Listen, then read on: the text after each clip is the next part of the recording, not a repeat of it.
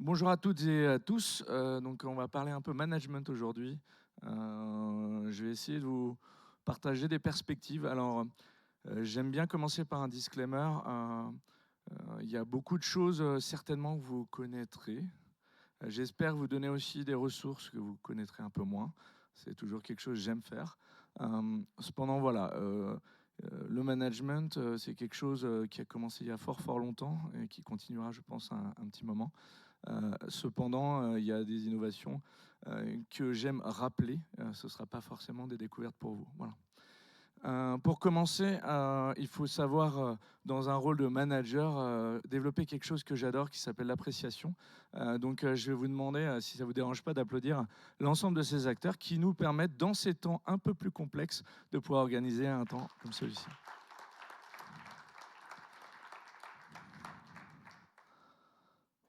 Pour commencer, ce qui est important pour moi, c'est qu'on se mette à peu près d'accord sur une définition du management. Et la meilleure définition que j'ai trouvée, c'est une définition qui vient plutôt de l'italien que du contremaître au 19e. C'est une invitation plus à porter la main dans le dos, à accompagner et faire. Et c'est assez étonnant pour moi que manager, c'est vraiment quelque chose qui a un rapport à faire. Et on va s'en parler après. Ce qui se passe, c'est que historiquement, on a un rapport au fer, à la terre. Et donc, rappelez-vous, et certainement vous aurez l'occasion d'aller regarder des choses autour de ça, c'est que il y a eu une dissonance au XIXe siècle où on a amené le contremaître qui permettait à des gens de la terre de venir travailler sur les chaînes, sur les usines, et d'avoir quelqu'un qui finalement venait se faire l'interface, entre guillemets, amener un cerveau pour des gens qui ne savaient peut-être un peu moins lire, écrire.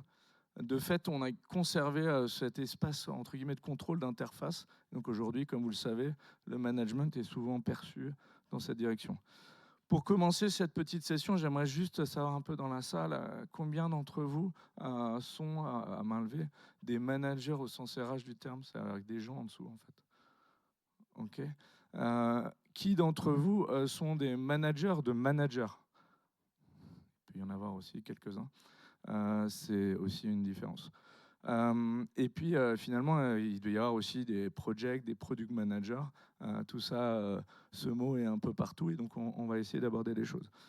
Je me présente, je m'appelle Simon et en fait ma particularité c'est que j'ai découvert l'agilité il y a quelques années maintenant. Quand je suis arrivé à Agile Grenoble, on m'a dit tu te rappelles combien d'Agile Grenoble tu as fait? Eh ben je m'en rappelle plus. Euh, la réalité, c'est que en tant que manager, mon pivot, il s'est passé en 2017 où j'ai eu l'opportunité d'aller vivre à Singapour pendant 4 ans. Et dans cette expérience-là, en tant qu'expert, on m'a fait devenir manager d'une équipe. Et ça a été quelque chose d'assez compliqué parce que émerger d'une équipe et devenir manager, c'est un cheminement. Je ne sais pas si un certain nombre des managers dans cette pièce ont émergé de la technique. Est-ce que... Donc c'est des cheminements assez forts. Moi, j'avais repris des études pendant un certain nombre d'années, un peu en avant, parce que le management, la gestion de l'être humain, c'était quelque chose qui me plaisait. Cependant, quand vous vous retrouvez avec 18 personnes à gérer au jour le jour, en plus de vos clients, eh ben, c'est un petit peu compliqué.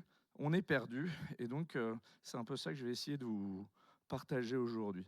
Ce qui s'est passé, c'est qu'en 2021, je suis revenu en France. Et cette fois-ci, je suis devenu entre guillemets, chef d'entreprise. Une petite entreprise, somme toute très humble, avec un certain nombre de collaborateurs. Et donc, je suis devenu manager, mais aussi manager de l'entreprise. Et on décide de grossir, donc il y a un rapport à l'humain. Je vais essayer de prendre mon souffle, là, je sais pas, je perds un peu mon souffle. On va essayer de faire grossir. On est arrivé, on était 2 avec une personne, et puis on a fini à 11, et puis on a dû se séparer de personnes. Et tout ça, c'est beaucoup d'émotions, beaucoup de choses qu'il faut savoir gérer. Et en toute transparence, pour moi, le manager, c'est quelqu'un qui est très seul. Et la solitude, c'est pas toujours simple pour continuer à grandir. Donc quand je vois le métier de manager aujourd'hui et on regarde la société dans laquelle on vit un grand basculement, pour moi, du rôle du manager. Il y a une accélération, comme vous le savez, des cycles d'innovation. On demande de plus en plus aux équipes d'aller de plus en plus vite. Et on considère que l'intelligence artificielle va nous aider là-dedans. Mais finalement, pas tout le monde est au fait de sa capacité à réellement nous accélérer. On nous vend aussi beaucoup de chiffres. Il n'y a plus de planification linéaire, mais ça fait quand même un certain nombre d'années dont on en a conscience. Mais en tant que manager, dès qu'on touche aux aspects financiers, on reste quand même sur des planifications linéaires. Mais aujourd'hui, l'économie, le monde dans lequel on vit ne nous le permet plus. Les écosystèmes sont vivants, adaptatifs, apprenants. On a quand même beaucoup investi sur notamment l'agilité. Vous me direz, hein, j'ai ce sentiment-là quand même depuis un certain nombre d'années. Donc l'organisation devient cet écosystème apprenant en tout cas. Et puis donc le manager il est face à deux défis. Il doit garder un cap stratégique en favorisant l'autonomie, l'adaptation. Et puis il doit aussi devenir le chef d'équipe et celui qui fait un peu le chef d'orchestre du collectif. On parlait tout à l'heure, développer l'individu et le collectif en même temps dans la keynote, c'est hyper intéressant. Voilà. Donc cette conférence, en fait, c'est une invitation à explorer vos postures en termes de compétences, de posture, de regard sur vos écosystèmes. Donc je vais essayer de vous partager les choses. Et quand j'ai designé un peu cette conférence, si vous voulez, j'ai vu 4 axes. Un axe sur, bien entendu, le développement de la stratégie, un axe sur le flux, un axe sur l'humain et un axe sur le futur. Je vais développer un petit peu tout ça. Mais pour moi, c'est vraiment au jour le jour, en tant que manager, les différents axes que j'explore, sur lesquels j'investis, pas toujours à la même vitesse. Je suis obligé de ordonnancer. Ça rappellera des choses autour de l'agilité. Sur la partie relais de la stratégie, en tant que manager, bien souvent, ça manque. C'est bête, mais si on regarde le rapport Gallup, j'imagine un certain nombre d'entre vous connaissent, si vous ne connaissez pas, assez intéressant à les regarder régulièrement. Aujourd'hui, enfin, les bases de 2024 nous montrent que le nombre d'employés engagés a encore baissé et on n'est pas forcément les meilleurs élèves au niveau français. Je ne sais pas ce que ça vous fait quand je regarde ça. Ça ne veut pas dire que les 92% sont totalement désengagés, hein. Il faut faire attention aux chiffres. Mais pour autant, je me rappelle, il y a quelques années, il y avait le mouvement des entreprises libérées, etc. Et une phrase assez chouette qui avait été dite, c'est finalement, comment se fait-ce qu'un collaborateur qu'on embauche arrive normalement extrêmement motivé, à moins qu'on ait fait quelques petites erreurs de casting, mais en général extrêmement motivé, et très rapidement, un grand pourcentage d'entre eux se démotivent. Donc là, moi, ce chiffre-là, il me parle, il me questionne au jour le jour, et il me questionne dans mon équipe, chez mes clients, en me disant, est-ce que ce n'est pas un levier incroyable et qui doit travailler là-dessus?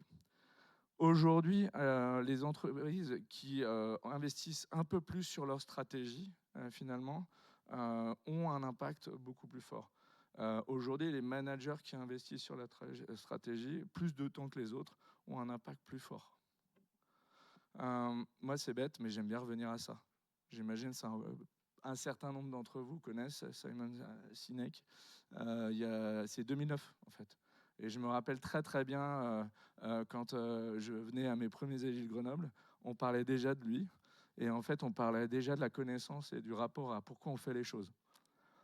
Aujourd'hui, j'imagine qu'un certain nombre d'entre vous ont dû travailler, implémenter des choses autour des OKR.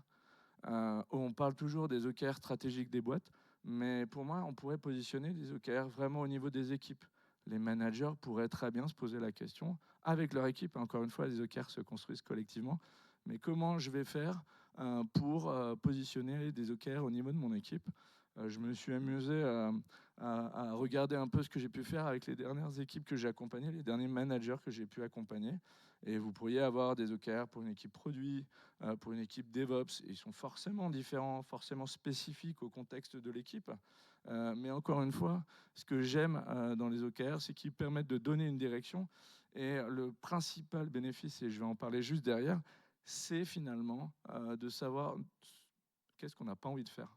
Enfin, pour moi, c'est vraiment un des bénéfices des OKR, c'est plutôt ce sur quoi on ne va pas travailler, qui est un enjeu très très fort au niveau de la stratégie, Parce qu'un des gros problèmes d'une équipe, c'est, et peut-être je me trompe, et je vais y revenir tout à l'heure, c'est que beaucoup de managers ne font pas ce pourquoi ils sont payés, si je puis être assez direct, ils ne prennent pas de décision.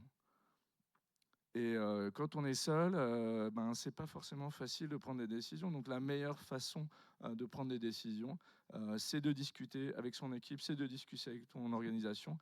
Et l'OKR est un formidable outil de communication au sein de l'organisation, assez léger, assez simple. Je vous ai mis aussi des OKR pour les équipes marketing.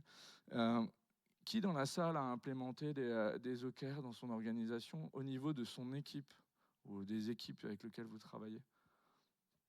Il y en a quelques-uns. Au moment de la partie Q&A, on pourra s'en parler pour vraiment, peut-être juste, est-ce que vous avez vu des bénéfices sur la manière dont l'équipe pose des questions, s'intéresse à la stratégie? Oui, ça me fait plaisir. Je ne suis pas complètement à côté de la plaque. Donc les bénéfices, c'est vraiment des choses assez pragmatiques. On parlait de pragmatisme tout à l'heure.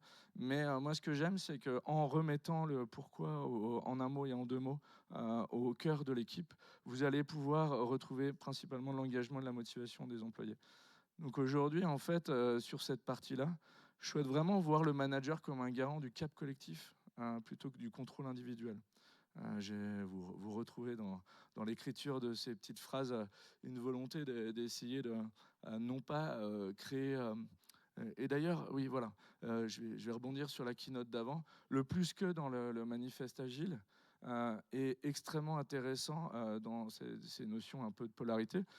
Il y a quelques années, quand on introduisait le manifeste agile, alors ça marche moins bien en anglais, mais il y avait beaucoup d'acteurs qui disaient plutôt que, qui étaient extrêmement excluants. Et finalement, c'était pas du et, c'était du ou. Et résultat, c'était assez intéressant de constater voilà, que tout un pan de l'agilité au début était un énorme focus sur l'individu et les interactions. Et on en oubliait presque les processus et les outils. Et c'était le plutôt que. Et je l'ai vu et je l'ai entendu de gens très très bien. Et je pense que c'est un lapsus assez intéressant à aller chercher. Donc le manager va être vraiment garant du cap collectif. Ça, c'était pour la partie liée à, si vous vous rappelez bien, le petit bonhomme, le pied droit. En tant que manager, combien de temps travaillez-vous sur la stratégie? Combien de temps passez-vous à parler stratégie avec votre équipe? C'est un investissement, c'est un coût, certes, mais qui crée de l'engagement et qui crée de la cohésion d'équipe. Le manager et le flux, un sujet que j'aime beaucoup depuis quand même un certain nombre d'années. Aujourd'hui, on a beaucoup de flux dans les organisations et finalement, le manager doit s'en intéresser. La première chose qui me vient en tête quand je pense flux, c'est ce que j'appelle la gestion des parties prenantes. J'imagine qu'un grand nombre d'entre vous connaissent l'histoire des poulets et des cochons. Là, on revient vraiment à la préhistoire de l'agilité. Ce restaurant aux États-Unis qui veut faire, je crois, c'est l'Eggs and Bacon, et un poulet et un cochon, ils veulent construire ce restaurant. Et aujourd'hui, le cochon vient dire au poulet, désolé, moi je vais pas pouvoir le faire parce que en fait, pour faire ce restaurant, je dois me tuer, alors que toi, tu as juste un œuf à donner. Dans les organisations, vous allez avoir des parties prenantes qui sont de l'ordre du poulet, c'est-à-dire que s'ils contribuent à la survie de votre équipe, c'est-à-dire si votre produit, votre projet, enfin ce que fait l'équipe tombe à l'eau, et ils tomberont avec, et alors que le poulet ont plutôt un intérêt à voir ce projet en succès. Donc il faut absolument manager la typologie des parties prenantes. C'est une cartographie parmi tant d'autres. J'avais, il y a quelques années, fait une conférence sur le management des parties prenantes. Mais moi, aujourd'hui, c'est un vrai sujet que je demande aux managers de faire, maîtriser leur environnement. Et si on ne maîtrise pas l'environnement, on est incapable de définir les flux sur lesquels on pourrait devenir, alors le jeu de mots est pour vous faire rire, mais le boulet d'étranglement. Donc très simple sur la gestion des parties prenantes, peu de surprises, on identifie, on catégorise, on engage et on manage. Encore une fois, on ne peut pas tout faire, mais il y a énormément de choses qui ne sont en tout cas pas faites au niveau de la gestion des parties prenantes. Une discussion incroyable que tout manager devrait avoir avec son équipe, c'est quoi la valeur? C'est quoi la valeur ce fameux mot value, business value, customer value, toutes les valeurs possibles. Avant, j'avais une pyramide value, un vieil article de la Harvard Business Review qui est assez chouette, que j'avais lu. Là, dernièrement, j'ai trouvé cette pyramide B2B Element of Value. Moi, j'aime bien la positionner au cœur de mon équipe et je dis, en ce moment, au regard des tempêtes dans lesquelles on vit, c'est quoi la valeur qu'on essaye de délivrer? Encore une fois, c'est quelque chose qui va nous réunir et qui va nous faire avancer ensemble. Vous la connaissez un peu, cette pyramide? Sachez une chose, c'est comme les émotions, hein, la valeur, on en délivre rarement une seule, on en délivre plusieurs. Par contre, c'est intéressant de s'en parler, parce que sinon, c'est comme l'agilité, c'est un espèce de mot valise que tout le monde utilise et chacun a sa perspective. Encore une fois, là, j'insiste pas, mais en tant que manager, vous devez créer un vocabulaire commun, soit celui de l'organisation, soit celui de votre équipe, soit celui de votre équipe qui deviendrait celui de votre organisation. En tout cas, là, de la même manière, on va la cartographier, cette valeur, on va s'aligner autour de valeurs, on va mesurer. C'est essentiel pour moi, pour un manager. Et le manager de demain doit être très clair là-dessus. Encore une fois, quand je dis le manager, il est le représentant de son équipe, donc ça dépend de votre style. Un manager qui viendrait imposer ce qu'est la valeur pour une équipe, on pourra parler après de développement de l'humain, ça arrive. Sur le flux, je ne peux pas m'empêcher de demander au manager, en tout cas, de se faire le porte-étendard sur ces sujets-là. En tant que manager, quelles sont nos contraintes? Comment on va pouvoir l'exploiter?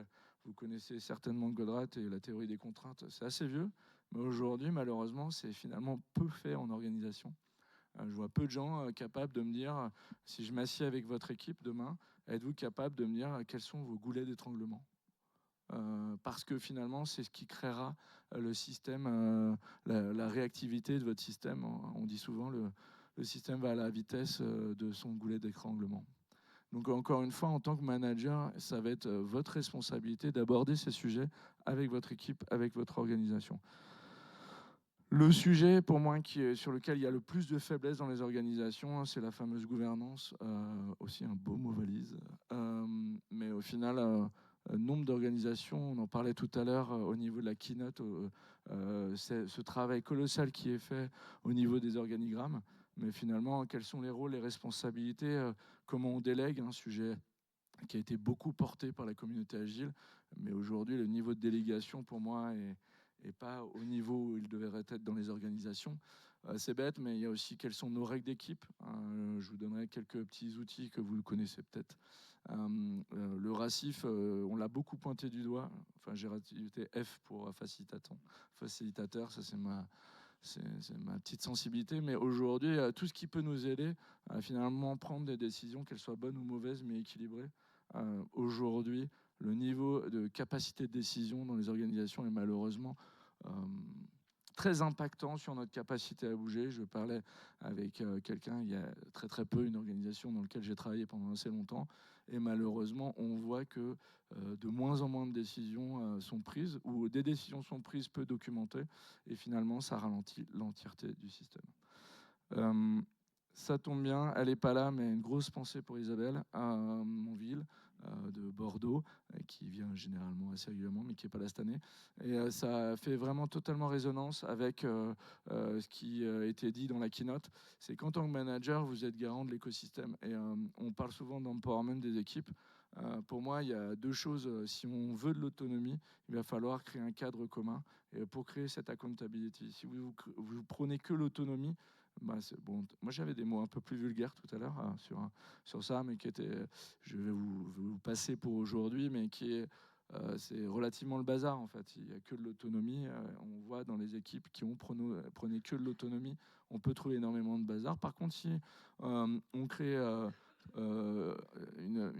un cadre trop serré sur chacun, il n'y a plus cette autonomie. Par contre, si on crée un cadre commun et on sait où est-ce que la responsabilité de l'équipe, là où elle s'engage, et ben finalement, vous allez avoir un espace où les gens peuvent après s'auto-organiser, enfin, se self-manager, certains ont dit à un moment donné, mais en tout cas, il faut que le cadre soit compris et connu de tous.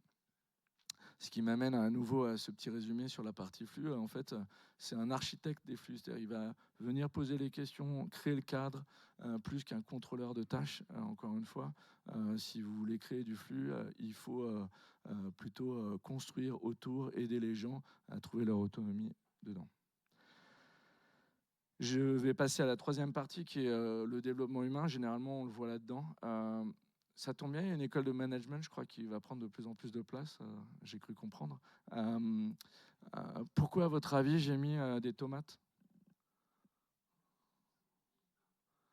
En fait, c'est cette métaphore qui m'a été partagée il y a quelques années quand j'ai été un peu coaché au niveau leadership. Moi, en tant que manager, j'ai souhaité me faire accompagner. Et ben finalement, la métaphore, je l'aime beaucoup. C'est-à-dire qu'on n'a jamais vu un fermier crier sur des tomates pour les faire pousser plus vite. Donc c'est quelque chose que j'aime beaucoup et de voir le leader manager être beaucoup plus garant de l'écosystème, de la qualité de la terre, du niveau de fertilité, de la qualité d'exposition au soleil, du niveau d'humidité, ce genre de choses. Euh, Moi, tous les jours, quand je vais dans les organisations et en tant que manager, je regarde mon propre comportement. C'est Todd Whitaker. Hein, ces slides-là, hein, pour info, je les ai partagés en 2020. J'ai eu l'opportunité, quand j'étais à Singapour, de faire la keynote d'Agile Grenoble il y a fort longtemps. Et ma thématique était autour de qu'est-ce qui fait une équipe une équipe. Aujourd'hui, je reste toujours sur cette phrase-là qui a encore plus d'impact pour moi en anglais, si vous la retrouvez. Mais aujourd'hui, regardez votre organisation, regardez un petit peu les différents leaders qui composent votre équipe, votre organisation, regardez leur comportement et regardez la culture que ça génère. Ensuite, regardez l'ensemble des individus qui caractérisent votre équipe. Et finalement, ce n'est pas des fiches de poste, c'est vraiment des individualités. Et donc, il va falloir les respecter pour en tirer le meilleur. Plutôt, on revient sur les polarités plutôt que l'inverse. Et ça m'amène forcément, hein, vous me voyez venir, sur les enjeux de sécurité psychologique. C'est fou comme ces derniers temps, les retours que j'ai de l'agilité me font dire qu'on a oublié ces concepts-là. Je vois beaucoup d'équipes en souffrance avec des niveaux de sécurité psychologique absolument pas au bon niveau pour pouvoir atteindre des bénéfices. Donc c'est bête, mais si je couple ma première citation avec la dernière, on s'aperçoit que le leader, le manager, et c'est lui qui est garant en fait de ce cadre-là. C'est-à-dire que si il n'est pas capable de créer un cadre qui permet de faire émerger cette sécurité psychologique, et ben finalement, faut pas s'attendre à des coups de baguette magique. Voilà. Pour ça, moi, je reste un énorme convaincu du collectif. C'est pour ça que je suis arrivé à l'agilité à la base, même si après j'ai évolué. Mais aujourd'hui, je pense que c'est essentiel de se poser la question en tant qu'équipe, en tant que manager d'équipe, c'est quoi notre intention? Et ça, c'est quelque chose d'assez vieux, hein, ça n'est pas de moi, mais le Team Canvas, il est quand même super puissant. Est-ce que certains dans la salle ont déjà utilisé soit cette version du Team Canvas, soit une version plus allégée, hein, il y en a une plus allégée? Est-ce que ça vous a apporté, je te regarde, hein, désolé, est-ce que ça t'a apporté de la valeur à ton équipe? La question que j'ai, c'est est-ce que vous l'avez revisité ou vous l'avez fait une fois? Deux fois? C'était il y a combien de temps? 6 mois d'intervalle. Bon, c'est plutôt pas mal. Malheureusement, il y a beaucoup aussi, et ça c'est l'effet un peu pervers, c'est des équipes qui se lancent là-dedans et qui, comme certaines belles valeurs des organisations, les collent au mur et puis après on les regarde, c'est joli, ça fait une déco. Mais au final, il y a des arrivées, il y a des sorties, on ne la revisite pas. Encore une fois, c'est un investissement, mais pour moi, c'est important. En tant que manager, vous êtes seul. Et moi, je vous encourage à vraiment vous développer vous-même. C'est-à-dire qu'on parle du manager qui développe les autres, mais quand est-ce que vous investissez sur vous? Et le message, l'image que Saota, si vous ne connaissez pas Saota, malheureusement, il a quitté complètement l'écosystème agile. Il était canadien, il est devenu américain, et puis maintenant, il est vraiment dans le coaching individuel. Saota a toujours présenté une image hyper intéressante qui est l'image de l'avion. Dans l'avion et le masque, je ne sais pas vous, moi j'ai jamais utilisé, hein, mais dans un avion, on parle tout le temps, mettez le masque sur vous avant de le mettre aux autres. En tant que manager, pensez aussi à vous. C'est bien de faire changer les autres, mais encore une fois, voilà. Jean-Christophe, il propose un petit outil que j'ai trouvé super intéressant. Je ne sais pas s'il il est là cette année, je crois. mais je suis pas sûr. Mais en tout cas, n'hésitez pas à lui demander. Vous retrouvez, enfin moi à titre personnel, je retrouve un parallèle avec d'autres jeux portés par le management 3.0, les codes couleurs, etc. Mais j'ai trouvé ça intéressant qu'on s'occupe un peu du développement par les pairs des managers. Je vais être un peu plus positif, mais tout à l'heure, notre keynoteur est quelqu'un de très, je crois, engagé autour de la communication non violente. Mais si un certain nombre d'entre vous doivent déjà avancer sur ces chemins-là. Mais en tout cas, moi, ce que j'aime, c'est à un moment donné, en tant que manager, il va falloir vraiment développer votre assertivité.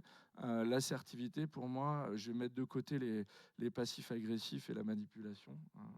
Peut-être ne devrais-je pas, mais il y a les passifs où je perds, il gagne, et les agressifs, je gagne, il perd. Pour moi, il est hyper important en termes d'assertivité de développer je gagne, il gagne. Savoir dire les choses, même si des fois ça peut faire mal. Encore une fois, la communication non violente, c'est pas le monde des bisounours. On se regarde de manière tout le temps positive.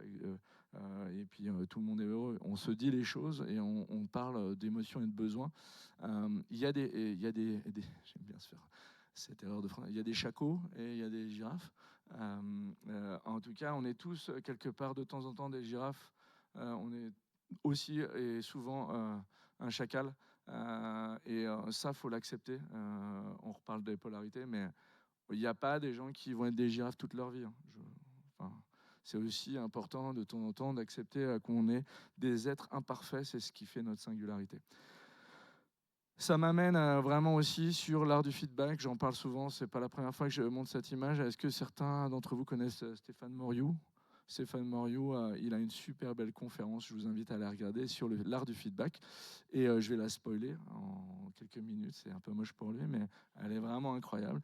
Il compare le feedback, et typiquement, moi je ne suis pas en phase avec le fait de... je vais vous donner un rôti à la fin. Mais on dit souvent que le feedback, on en donne, on en parlait hier soir.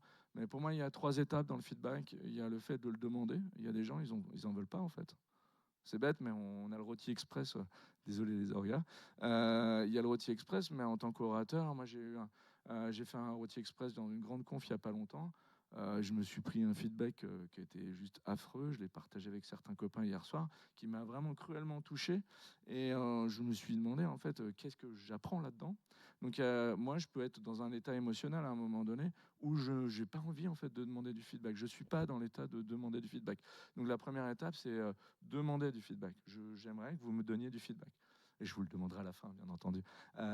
Derrière, il y a là où les organisations investissent beaucoup, qui est l'art de donner du feedback. Ça, c'est les grosses formations que beaucoup d'organisations donnent. Et puis, il y a la troisième phase qui est l'art de le recevoir.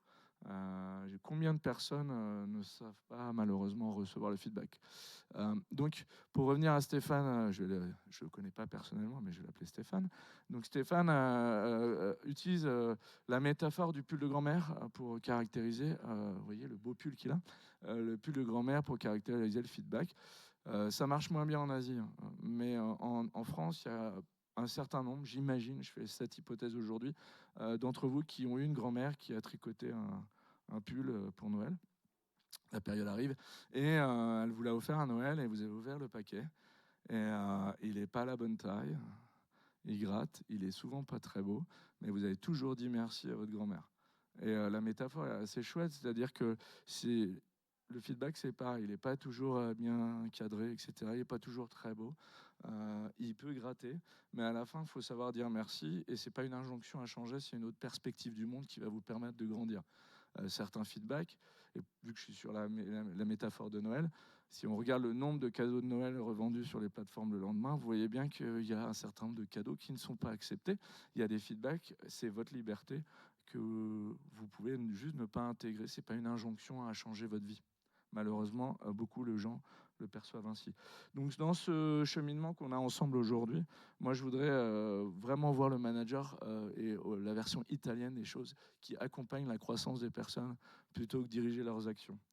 Quand j'étais à Singapour, maintenant, c'était il y a plus de 4 ans, j'avais beaucoup de coachs qui m'ont donné ce sentiment de me mettre la main dans le dos, mais de me pousser dans une direction que je n'avais pas envie d'aller.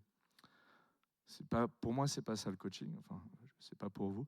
Mais aujourd'hui, c'est hyper important de développer votre écoute, de comprendre un peu le cheminement, mais tout en rappelant le cadre dont on a parlé et partager vraiment les contraintes de l'organisation. Beaucoup de managers ne partagent pas les contraintes dans lesquelles ils vivent. Et résultat, les comportements qu'ils vont avoir au regard de leur équipe ne sont pas compris. Et pour moi, c'est hyper important. Il y a des choses, bien entendu, qu'on ne va pas tout de suite partager, mais dans l'esprit, pour permettre de la croissance des personnes, il faut leur donner du sens, leur donner du contexte. Je rappelle, c'est la vraie différence entre le contremaître et moi, j'ai été beaucoup au contact de compagnons du devoir. Si vous regardez la manière dont les compagnons du devoir forment, accompagnent, il y a beaucoup d'observations de la personne qui accompagne dans le travail pour donner le geste juste, etc. Je pense réellement que le manager doit être dans cette posture-là. Je vais y venir parce que c'est un sujet un peu du moment. Le manager et le futur. Je me suis dit, je vais mettre le futur, pas l'IA, parce que sinon tout le monde va parler d'IA. Cependant, c'est hyper important. Je vois beaucoup de managers qui, leur organisation leur donne des injonctions sur l'IA. Eux-mêmes ne savent pas très bien quel chemin prendre.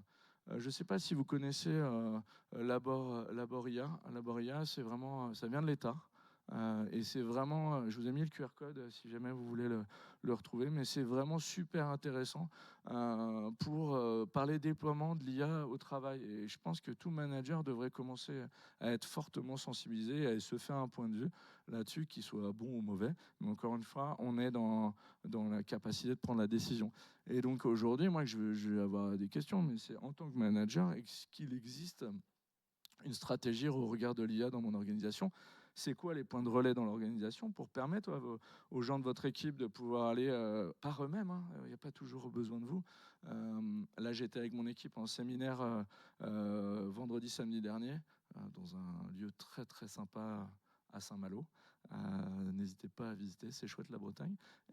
Et dans l'esprit, à un moment, j'ai adoré quand deux de mes collaborateurs ont vraiment dit, bah ça, t'inquiète pas, on gère, on revient vers toi, on te dit. Créer des dynamiques dans votre équipe sur tous ces sujets-là. C'est quoi nos use cases dans notre équipe, dans notre organisation? Il y a des règles, parce que moi j'ai présenté une conférence, celle que je ferai demain sur l'IA, qui est assez rigolote. C'est qu'il y a plein de gens qui me disent ouais, on doit y aller, mais la sécurité, elle a bloqué l'IA. Bon, comment on prépare le terrain? Tout ça doit être vraiment fait. Et Laboria donne des très très bonnes choses.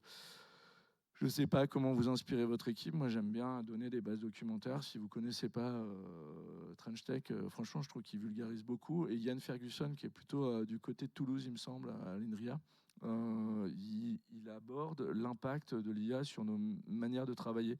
Donc, le manager doit absolument être sensible sur l'évolution du travail, les choses qui vont être impactées, sans devenir le porteur. Ian Ferguson parle de l'effet qui se coule à la fois waouh et ouh. Donc, comment on en parle avec l'équipe de telle manière à ne pas tomber dans les peurs. Et je vous ai mis un petit outil, alors c'est un peu lisible, je suis désolé, mais un petit outil. De la même manière, il va y avoir une transformation apportée sur l'intelligence artificielle, sur les différentes dynamiques qu'on va avoir au niveau de votre équipe, de votre organisation.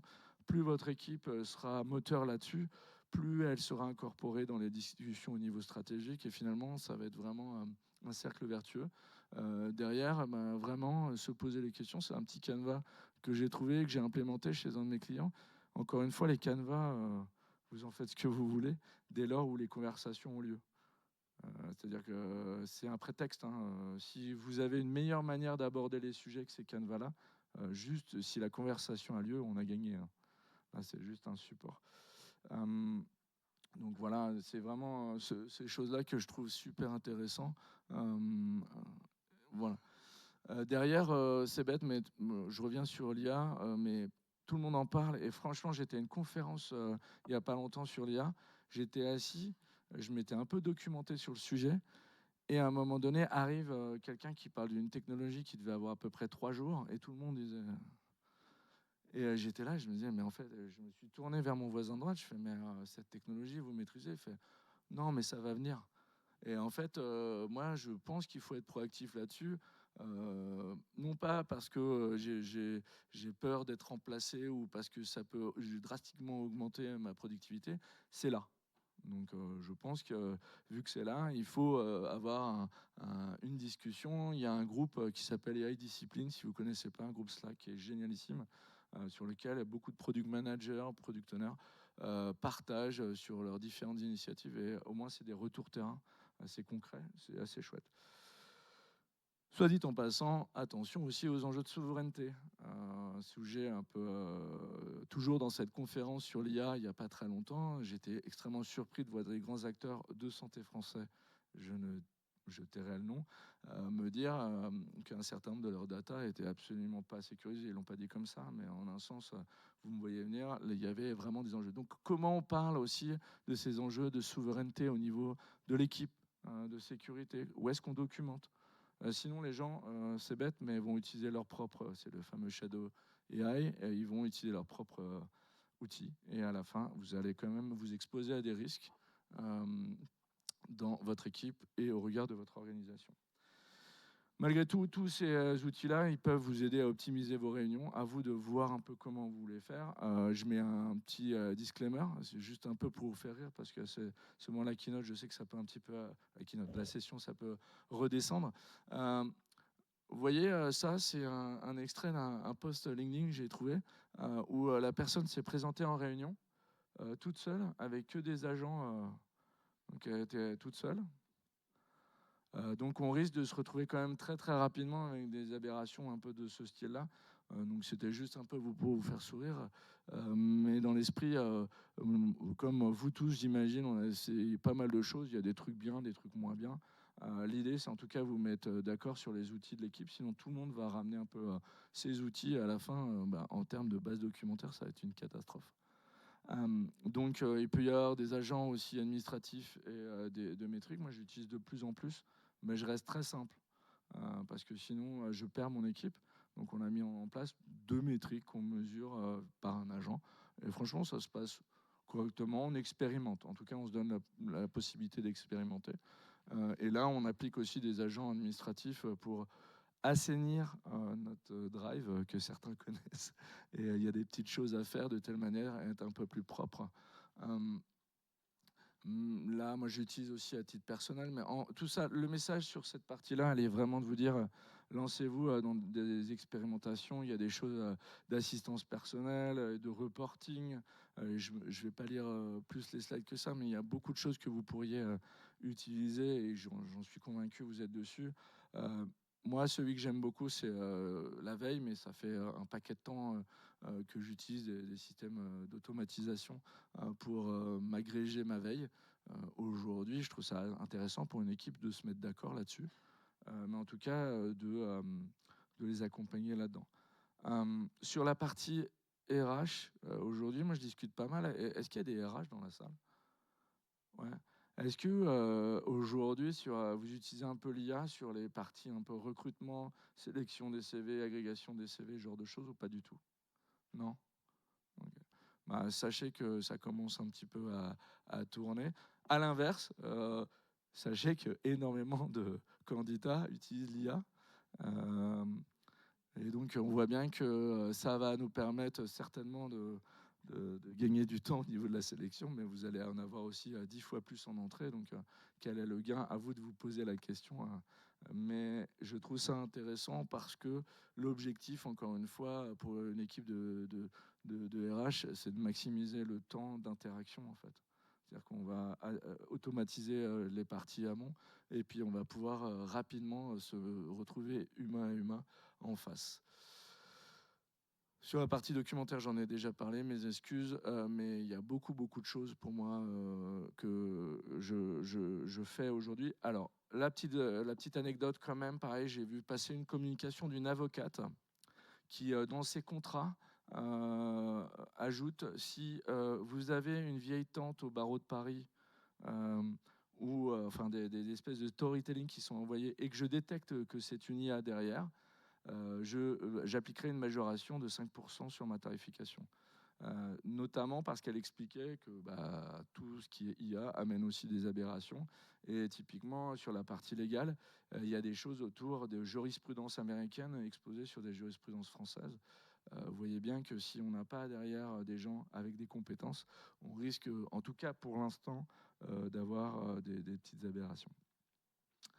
Donc pour moi, le message, il est vraiment de se dire, il y a beaucoup d'expérimentations. Quelles sont vos expérimentations en tant que manager? Alors, encore une fois, vous êtes garant des expérimentations, ce n'est pas forcément vous. Je pense qu'il y a, en tant que manager, une vraie nécessité de s'intéresser, que vous aimiez ou pas. J'ai eu cette discussion avec un manager il n'y a pas longtemps, il me disait « Ah, moi, l'IA, franchement, ça me gave, il y a beaucoup trop de choses, ça va beaucoup trop vite. » Cependant, bon, c'est une recommandation. Je pense qu'il faut s'en intéresser pour savoir un peu faire le tri, parce que vos équipes, eux, pourraient le faire. Donc, il y a un espace pour moi qui va être questionnant pour le manager, c'est valoriser les expérimentations IA. C'est bête, mais quand un collaborateur, je ne sais pas. Alors, j'ai posé la question dernièrement de est-ce que est-ce que vos collaborateurs, de manière très naturelle, vous disent que ce qu'ils ont généré vient de l'IA? Il y a certaines organisations où clairement les collaborateurs ne vont pas dire que c'est fait par l'IA, même si quand vous allez le lire, surtout quand ils ne retirent pas les émoticônes, vous allez très rapidement vous rendre compte que c'est le cas. Et pourtant, en fait, je pense qu'il y aurait moyen de l'aborder de manière intelligente et de valoriser ces expérimentations. Pour moi, c'est vraiment quelque chose sur lequel le manager doit réfléchir de telle manière à avoir une discussion extrêmement transparente avec ses collaborateurs sur la manière dont ils expérimentent l'IA. Dernièrement, moi, j'ai un collaborateur qui, chez son client, on lui demande, sur une énorme base fonctionnelle, de documenter l'entièreté, je dirais, du lexique. Et il commence à le faire à la main. Je lui ai dit, en fait, est-ce que tu as une IA, entre guillemets, validée en interne? Parce que c'est sûr que si vous le balancez sur votre propre IA en externe, c'est d'autres problèmes. Mais dans l'esprit, il en avait une. Et donc, mais il l'avait pas naturellement, il n'y avait pas naturellement pensé. Peut-être pour vous, ça semble totalement naturel, mais pour moi, encourager les expérimentations là-dessus, comparer, utiliser cet outil, en tout cas, me semble quelque chose à envisager si ce n'est pas déjà le cas. Une autre chose qu'on a beaucoup parlé, alors désolé, je vous envoie un texte un peu gros, mais dans l'esprit, c'est moi intégré aussi l'usage de l'IA dans nos team agreements, de telle manière à régir un peu la manière dont on fonctionnait, de telle manière à repositionner l'IA plus comme un outil que comme une solution ultime. Et donc, pour moi, là, je vous ai exposé un certain nombre de réflexions, mais nous traitons l'IA comme un agent de soutien et non comme un décideur. Le jugement humain l'emporte toujours. C'est bête, mais si vous ne le marquez pas, vous voyez bien qu'il y a énormément de choses qui sont sorties. Je ne sais pas si vous avez vu aux États-Unis cet appel d'offres qui a été répondu avec des use cases qui sont avérés être complètement faux et générés par l'IA sur des sommes complètement colossales. Ils sont fait épingler et ils vont payer très très cher. Donc aujourd'hui, si vous n'avez pas un contrôle humain à un moment donné, ça peut être compliqué. Donc en tant que manager, le manager accompagne la cohérence et l'apprentissage plus que de laisser faire ce fameux bring on AI, parce que sinon, au final, vous allez avoir une somme d'individualité avec leurs propres choix et pas cette notion d'équipe. J'arrive progressivement à la conclusion, de toute façon je crois que c'est l'heure. Mais en conclusion, il y a ces 4 axes aujourd'hui que je vous invite à creuser. Encore une fois, c'est comme les épiques d'un backlog, on ne va pas pouvoir toutes les faire en même temps. Mais dites-vous un petit peu qu'est-ce que j'ai envie de creuser, qu'est-ce que je fais, et rendez-le visible à votre équipe. Où est-ce que vous investissez et de telle manière à ce que le job de manager, c'est un petit peu comme certains autres jobs. On a l'impression qu'ils sont tout le temps en mode réactif, alors qu'on aimerait qu'ils soient en mode proactif un peu plus. Et donc montrer que vous investissez. Maintenant, je ne l'ai pas ouvert, mais les managers, j'aimerais regarder votre agenda. Et je pense qu'il est complètement satellisé. En général, c'est le cas. J'ai accompagné un CTO là, il y a quelques jours où, encore une fois, je suis arrivé avec mes gros sabots et je lui ai dit, ça ne te dirait pas de te bloquer du temps juste pour toi? Il m'a regardé avec des grands yeux en me disant, ouais, mais comment ils vont faire? Je fais, bah, ils feront en fait. Je l'ai revu 2 semaines plus tard, il m'a dit, c'est fou, j'ai réussi à penser à la roadmap de l'année prochaine. Je lui ai dit, mais en même temps, c'est ton job, je pense.